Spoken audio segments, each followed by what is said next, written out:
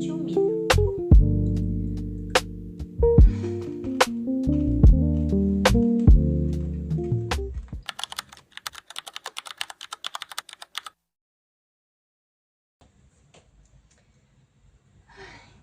Então, gente, eu estou aqui sexta-feira, mais ou menos 1h da tarde. E assim, eu nem ia gravar hoje. Tipo, eu tinha planejado que eu ia gravar hoje algumas coisas, já ia desistir, aí tava almoçando agora há pouco, vi uns vídeos no YouTube e pensei, bom, a gente não tá aqui pra mostrar o processo? Bora gravar hoje, né? Vamos falar do processo. Porque assim, gente, tem semanas que a vida te humilha. Acontece alguma coisa de fora do seu controle e a vida te humilha. Mas também tem semanas que a gente vai de pouquinho em pouquinho soltando de algumas coisas importantes e aí quando você percebe, você tá deixando a vida te humilhar. Eu acho que isso foi o que aconteceu comigo. No caso, o segundo caso, essa semana. Eu fui deixando a vida me humilhar. Então, essa semana foi um tanto quanto estressante emocionalmente, por algumas razões pessoais. E também tem muito da questão... Agora eu não consigo nem abrir o pacote de M&M. Vou pegar uma tesoura. E também a dificuldade para gravar tem muito a ver com eu tenho estado muito indecisa com o que fazer com a criação de conteúdo, se eu continuo, se eu faço um desafio, porque eu comecei a gravar o diário normal, mas eu percebi que ao mesmo tempo eu sinto falta do formato do desafio, ou pelo menos de alguns aspectos do formato do desafio, como a questão de ter um objetivo muito claro, de ter parâmetros muito claros, e aí eu sei o que eu preciso seguir, e aí eu tô num momento que eu tô muito, tipo... Eu sempre tenho que pensar muito no que eu vou fazer, porque tá tudo muito solto. E aí também tem essa questão de eu estar decidindo o que eu vou fazer agora no pós-faculdade, ao mesmo tempo que tem algumas coisas que, por mais que eu saiba o que eu quero fazer, elas vão levar um tempo.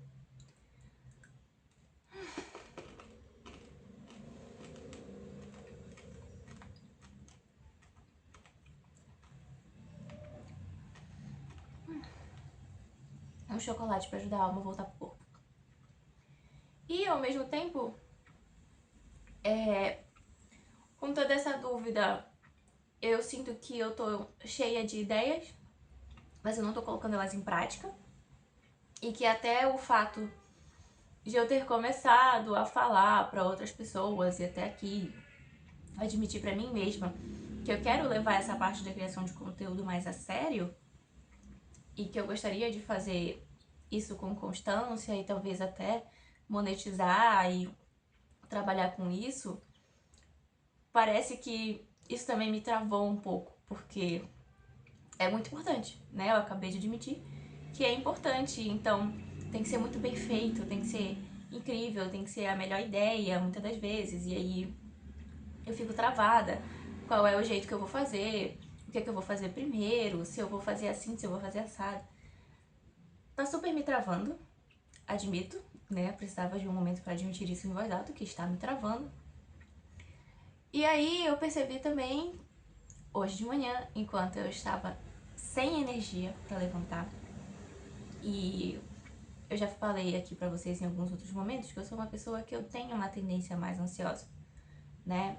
E aí eu percebo que tem períodos do ano, isso é uma coisa que eu venho percebendo nos últimos 2 anos, que eu fico mais pra baixo mesmo, parece que eu tô sem energia, e aí eu já cheguei a cogitar disso ser algum transtorno de humor específico, né? Gente, a gente vive... Eu entendo que a gente vive num contexto que qualquer alteraçãozinha na nossa vida, na nossa rotina, a gente acha que é um transtorno. Mesmo eu sendo estudante de psicologia, volta e meia, esse receio bate, a gente é bombardeado com essas informações o tempo todo.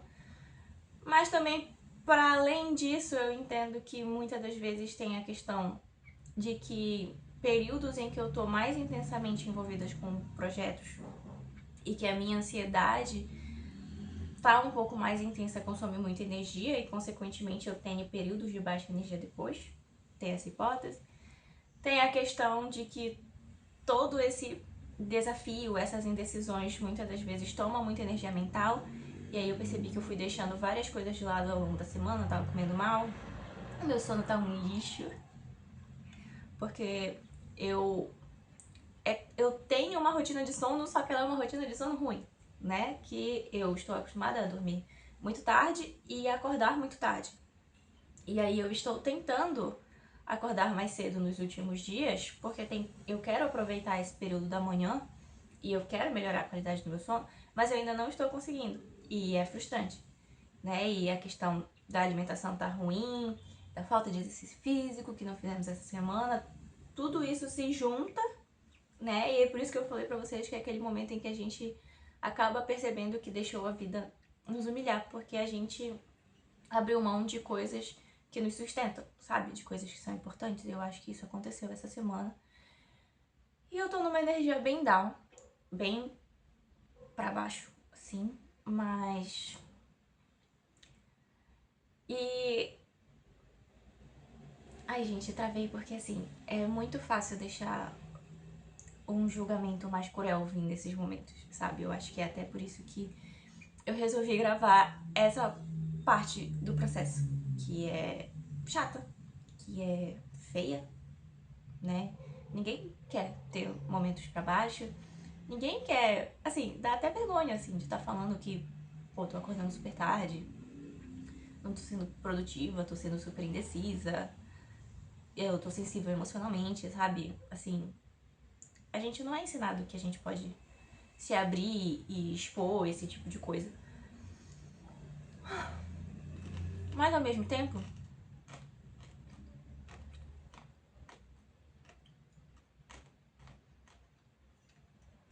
eu tenho aprendido tanto na terapia, tanto no meu relacionamento amoroso e com amigas, que o que funciona nesses momentos, na verdade, é a gente ter um pouco de autocompaixão, de parar e tá, o que tá acontecendo, o que tá me deixando assim, que eu não sou só esse momento e eu não sou definida só por esse momento,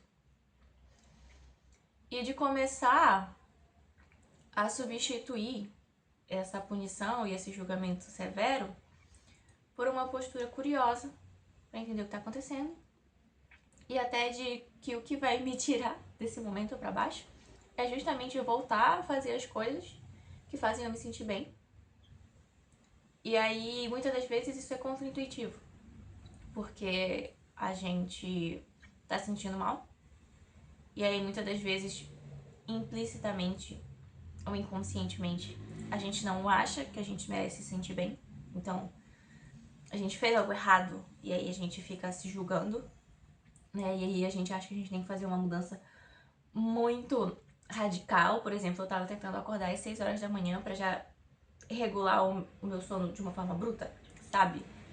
Só que eu cheguei à conclusão hoje de que não tá funcionando, porque o que mais tá me incomodando é me sentir cansada e sonolenta e com a cabeça pesada ao longo do dia, e se eu resolver fazer essa mudança de uma forma muito abrupta, isso intensifica o meu cansaço nos primeiros dias e torna muito mais difícil continuar. Então, pode ser que pra alguém que isso funcione, mas pra mim, pelo visto, é melhor eu tentar fazer uma mudança aos poucos, de mudar o meu horário de acordar aos poucos, do que uma mudança bruta, que torna isso mais difícil e torna mais fácil esse tipo de auto-julgamento. E essa questão da autocompaixão é uma tecla que eu tenho batido muito, muito, muito nas últimas semanas. De eu perceber esses momentos que são difíceis, perceber essas coisas que estão sendo muito difíceis pra mim, que eu tenho dificuldade de lidar, ou de me adaptar, de conversar, de falar sobre. E aí vem esse auto-julgamento severo de que isso não é pra mim, de que eu não sei o que eu tô fazendo, de que eu não sei fazer as coisas direito, de que eu não sei resolver as coisas, de que eu sou muito frágil. e ao mesmo tempo, tá, ok. A gente tem uma dificuldade com a ansiedade, a gente tá num momento emocionalmente sensível, a gente tá num momento em que é difícil tomar decisões, mas o que a gente tem de recurso pra lidar com isso? E aí, aos poucos, assim, conseguir olhar pro que é possível fazer, sabe? E essa é uma coisa que eu venho matutando muito, porque quando a gente fala sobre autocompaixão, parece muito uma coisa de passar a mão na própria cabeça. E eu tô falando tudo isso, gente, porque eu acredito que eu não sou a única pessoa louca que passa por algum momento desse, ou alguma experiência dessa, né? Estou me valendo de uma possível humanidade compartilhada para falar sobre esse processo, porque eu acho que isso pode tocar em outras pessoas ou ser uma experiência que gere reflexões para outras pessoas, outras garotas que possam me assistir, que é justamente que quando a gente está muito acostumado a lidar com as coisas com muito controle e com essa punição, com esse auto-julgamento severo, quando a gente fala de autocompaixão, parece que vai ser uma coisa tipo passar a mão na própria cabeça, sabe? Você vê que você tá fazendo coisas que estão erradas, no sentido de que te fazem mal ou que fazem mal para outras pessoas, e aí você fala, ah, tudo bem, porque eu tenho dificuldade, não sei o que, e passar a mão na própria cabeça. Mas não é isso. Assim, é que a autocompaixão, na verdade, existe muito autorresponsabilidade. Pra você dizer, não, isso aqui não tá funcionando mesmo. Isso aqui não tá saindo como eu esperava. Isso aqui realmente me decepcionou. Isso aqui realmente tá sendo difícil. Isso aqui realmente me provoca emoções difíceis. Ou realmente eu tô lidando com uma situação que eu ainda não sei o que fazer, eu ainda não me sinto capaz de resolver. Mas a autocompaixão é você conseguir reconhecer isso. E você conseguir entender que você não se resume a essa situação e ao mesmo tempo buscar aquilo que você precisa para você resolver, para você lidar, para você ter suporte para sentir, porque você entende que essa é uma experiência humana possível de ser compartilhada e a gente sente compaixão. Eu vi muito que a palavra compaixão tem muito a ver com sentir com. Então a autocompaixão seria justamente a gente se permitir sentir com a situação. E aí você sente sem esse auto-julgamento cruel para você se permitir sentir, observar a situação. E aí você tem possibilidade de entender o que está acontecendo, porque é mais fácil a gente pensar mudanças, ações que quebrem o ritmo, quando a gente entende o que é que está mantendo ele. E aí, um exemplo de agora é que eu percebo que muita dessa minha indecisão e dessa minha sensação de falta de clareza do que fazer com esse momento me gera tanta ansiedade e tanta insegurança que eu vou tendendo a largar. Eu boto tanta energia mental tentando resolver esse enigma que outras coisas vão ficando de lado. E aí é muito fácil eu me julgar. Gente, é extremamente fácil pra mim eu me julgar que eu não tô fazendo nada direito, que eu não tô dormindo, que eu não tô botando minhas ideias em prática. E aí, se eu não tô fazendo isso é porque eu não sei fazer direito, que eu não sou capaz, sabe? E aí, a autocompaixão é justamente esse exercício de parar, sentir. E essa é uma etapa difícil. Não vou dizer pra você, só para e sinta. Você pode fazer isso, mas eu não vou dizer pra você que vai ser agradável, nem que vai ser um momento mágico em que você vai parar, sentir, nossa, tá tudo resolvido, porque você parou pra sentir. É uma etapa importante pra gente tomar consciência do que a gente tá vivendo, e as nossas emoções, elas sinalizam coisas importantes, mesmo as emoções difíceis, mas é desconfortável, não vou mentir pra você. Como eu falei, eu tô sentindo vergonha, eu tô sentindo desânimo, eu tô sentindo insegurança, eu tô sentindo a própria ansiedade. E estar com esses sentimentos e tomar consciência deles não é agradável. Não vou mentir pra você, não é agradável. E a autocompaixão está sendo parar, sentir, ok, estou me sentindo isso. O que é possível fazer? E assim, gente, tem muito também das abordagens psicológicas que eu fui aprendendo. Então eu estudo muito sobre a terapia de aceitação e compromisso.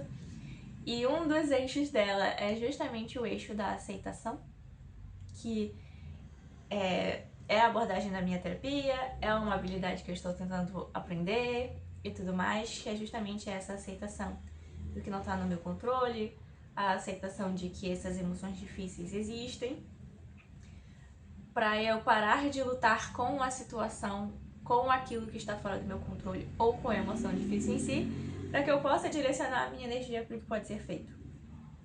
E assim, eu tô conversando de uma forma bem informal com vocês sobre vários processos psicológicos que não são simples, mas é para vocês terem uma ideia não só do que me derrubou essa semana, mas do que é possível observar em períodos que te deixam para baixo e para você entender que a autocompaixão está em parar, se permitir sentir com e até sentir com outras pessoas, se isso for te ajudar, né? Contar com a compaixão de outras pessoas para isso ajudar você a entender como você pode praticar a sua autocompaixão. E aí a gente mobilizar recursos para mudar, né? Então, por exemplo, uma conclusão que eu cheguei hoje de manhã é que por mais que eu esteja me julgando pelas coisas que foram difíceis essa semana, hoje o que eu precisava fazer era levantar e focar hoje em beber bastante água e fazer refeições adequadas, porque é uma coisa básica que eu tava deixando de lado nos últimos dias, que contribui para que eu sinta falta de energia, para que eu sinta cansaço, para que eu sinta mais fome à noite e tenha mais dificuldade para dormir. E aí, às vezes, pelo menos para mim, eu percebo que eu tô precisando muito investir nesse exercício de observar quando a minha energia tá mais baixa, de quando o meu humor tá mais sensível, de quando tá mais difícil, e tentar simplificar, né? Então, tá, DG tá baixo, tá difícil. O que a gente tem que fazer de básico? O que eu tenho que fazer de básico que pode ajudar essa minha energia a ir melhorando? Mesmo que não dê pra eu fazer tudo que eu queria agora, sabe? E acredita em mim que pra chegar nessa conclusão tem sido um exercício, porque parece simples, né? Pensar isso, parece até óbvio. Ah, claro que você tem que beber água, comer direito pra se sentir melhor, pra o seu corpo tá bem. Mas ao mesmo tempo foi um exercício de muita elaboração e de muitas semanas, porque eu acho que é esse ano que eu tô vendo e estudando mais sobre autocompaixão e tentando praticar ela de uma forma mais autoconsciente. E aí muita elaboração pra entender, tipo, não, você precisa tentar atender às necessidades básicas do seu corpo, fazer o que for mais simples possível, pra daí a gente começar a ter energia pra fazer mais que isso, sabe?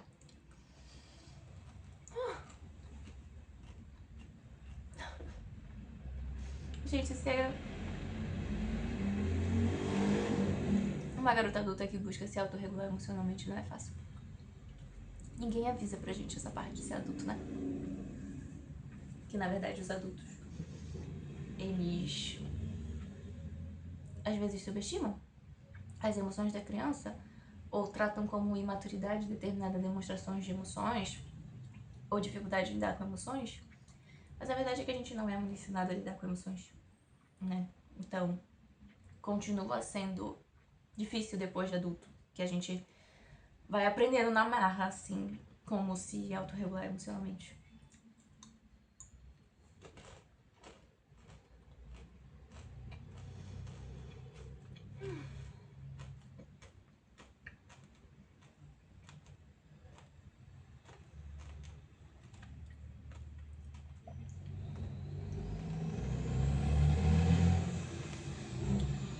Uma coisa que eu consegui fazer essa semana, bem aos pouquinhos, foi reelaborar a questão dos meus objetivos anuais.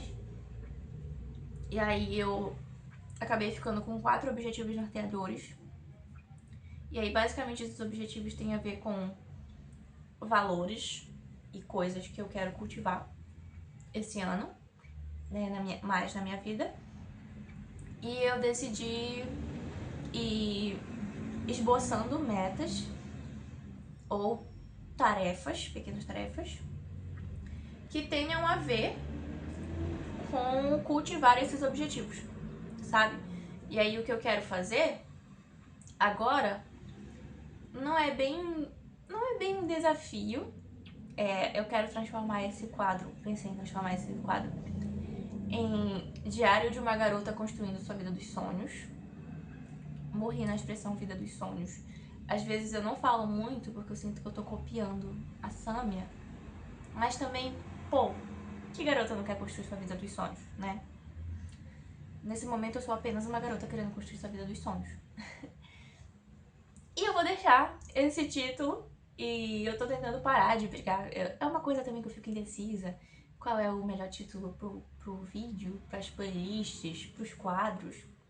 E aí eu vou deixar esse porque eu achei ele mais...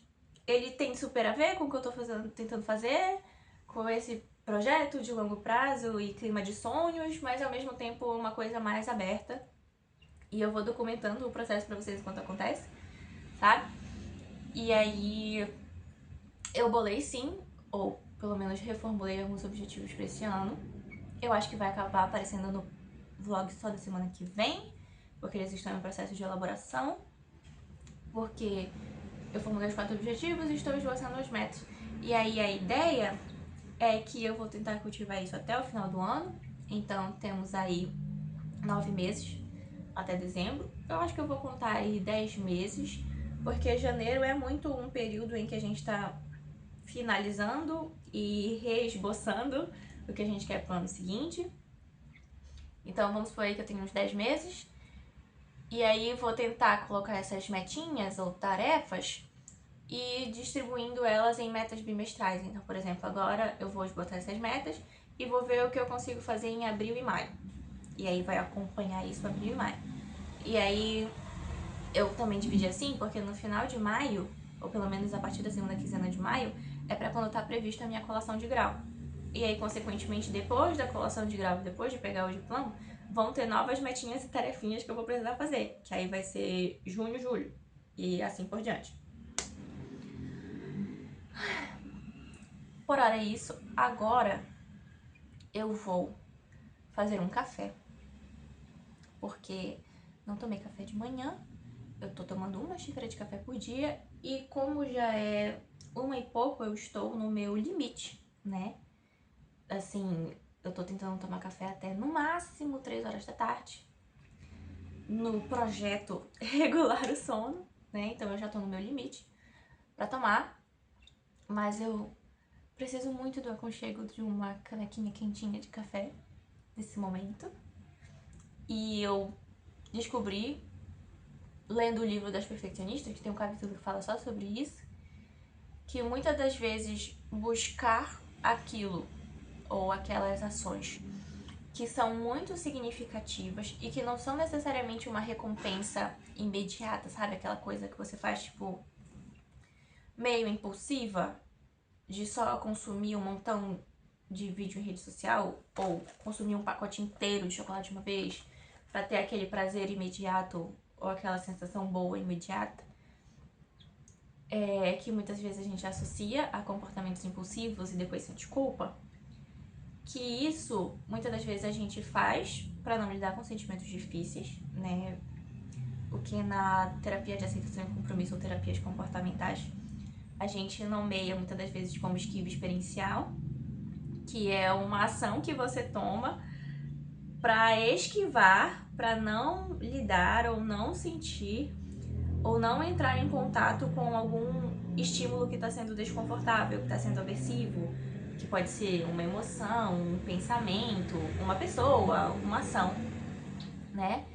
E aí a gente faz coisas pra não lidar com isso. E aí pode ser várias coisas, mas um exemplo muito comum são essas ações que trazem um prazer muito imediato, uma satisfação muito imediata, pra gente esquivar. Mas também tem, e aí parece que buscar esse prazer imediato pra lidar com as coisas é uma coisa ruim. A esquiva experiencial, ela pode atrapalhar. Assim, eu estudo muito sobre isso e tem muito isso de que o comportamento, ele depende do contexto. Ele ser bom, ruim, saudável, não saudável, funcional, disfuncional, tem a ver não só com o comportamento como ele acontece em si, mas com o contexto em que ele acontece, as consequências de curto prazo e longo prazo que ele produz, certo? E aí, nesses casos, muitas das vezes esse que a autora chama, né, esse entorpecimento, ele acaba sendo uma esquiva ou uma fuga, e ele pode atrapalhar, em alguns momentos, esse nosso processo de tomada de consciência. Mas, ao mesmo tempo, quando a gente aprende a reconhecer de forma intencional coisas que são significativas, que são conectadas com nossos valores, ou coisas que a gente gosta, e elas dão essa sensação de prazer com sentido, elas são um passo muito importante de autocompaixão. Porque muitas das vezes a gente tá num loop de emoções muito difíceis. E aí não é que a gente vai sumir com as emoções difíceis, mas a gente mostra que a gente pode sentir alegria, prazer, tranquilidade junto com elas, né? E aí eu confesso pra vocês que essa minha canequinha de café, esse momento de tomar a minha canequinha de café, ele é muito prazeroso e muitas das vezes ele é um momento de respiro no dia, sabe? É um momento, e aí eu gosto quando é um momento assim quase que contemplativo. É eu parar, respirar, e tudo que eu tenho pra fazer é apreciar minha canequinha de café. Sabe, é um respiro pra minha mente, é uma bebida que eu gosto muito, é uma bebida de conforto pra mim. Então, até isso, de certo modo, eu tenho aprendido que é um exercício de autocompaixão. A gente reconhecer quais são essas atividades ou pequenas ações que ajudam a gente a dar esses respiros, sabe? A ter esses pequenos momentos de prazer significativo pra ter recursos e condições pra lidar com momentos mais pra baixo, com momentos difíceis, com momentos desafiadores.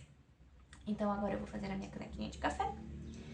Depois eu acho que eu vou cozinhar, porque eu quero deixar algumas marmitas prontas pra mim e pro meu namorado pro fim de semana.